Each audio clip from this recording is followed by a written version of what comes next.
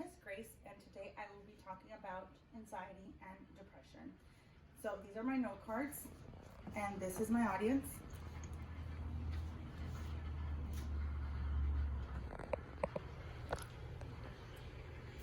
So anxiety and depression.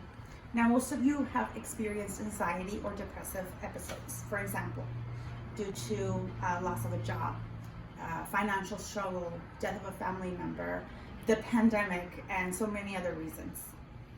Now, though for some it can last for a very short period of time, unfortunately for many other people, it is an extensive feeling that unfortunately causes an emotional roller coaster. Men, women, children, and teens can be affected by this in many different ways, but by both anxiety and depression. Now, according to a brochure released by the Anxiety and Depression Association of America, anxiety is a normal emotional reaction to stress, and depression is a feeling of discouragement and helplessness. Though both do share a common symptom, which is lack of concentration and sleeping problems. Now, there are a few quite depressive disorders, but today we're going to be talking about three major ones, which is major depression, persistent depressive disorder, and bipolar disorder. Major depression is a combination of anxiousness, lack of energy, insomnia, and irritability. Persistent disorder has similar symptoms as manic disorder, as major depression, but they're less severe. And bipolar disorder, or in some cases also called manic depression, are people whose moods shift from high to low. And during manic episodes, people tend to become extremely irritable and even have inappropriate social behaviors. Now, according to scientists from the National Institute of Mental Health, studies are still ongoing to find the cause of depression. But some research has shown that depression can be a combination of genetic, biological, environmental, and even psychological factors. Now, depression is not the same for everyone, and it doesn't last as other people. So some people can have depression for a year, some can for years. Now, women are affected by depression a lot more than men. For example, postpartum depression, which occurs right after childbirth. Now, as discussed, not everyone experiences depression the same way or the same period of time, this is also true for anxiety, which we will be now discussing. Oops. Sorry, technical difficulty here. Show you my slides. I'm so sorry.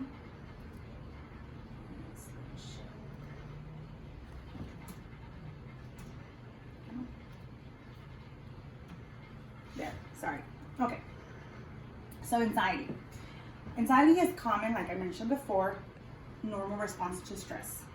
For instance, anxiety can come to be right before a speech, like today. Before you go up into for the first time on an airplane, or the first day of your job, or of a new job. But the good thing about this is that it generally fades away after a short period of time. But for others, it's a recurring feeling that seems to only get worse. It causes such an impact that in our daily routine, and it triggers fear and worry. In some cases, anxiety can be so severe that at times a panic attack can occur, which can be confused to a heart attack. One major type of anxiety is generalized anxiety. Generalized anxiety, as you see here, is an ongoing excessive worry, nervousness, difficulty concentrating, increased heart rate, feeling weak or tired, or hyperventilation, which means you lose your breath. That's why it's confused as a heart attack. An article that was released January 2021 by Felix Richter from Statista explains that both anxiety and depression was in a rise during COVID-19, the COVID-19 pandemic.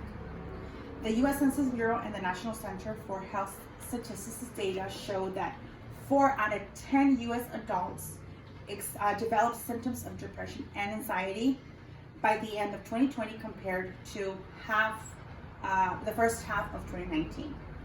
Now, not included in this group, according to the CDC, are people like young adults and students, high school students that obviously were shifted from physical attendance in school and then to virtual. So that group was unfortunately not included on the statistics, so these numbers can be a lot higher. Though it might be overwhelming to absorb all this information,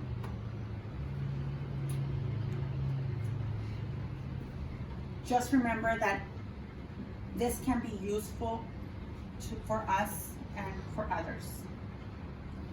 Now to conclude, I want to let you know that you are not alone. I myself suffer from both anxiety and depression, as you kind of saw throughout the entire speech. But the first thing is to realize that something is not right.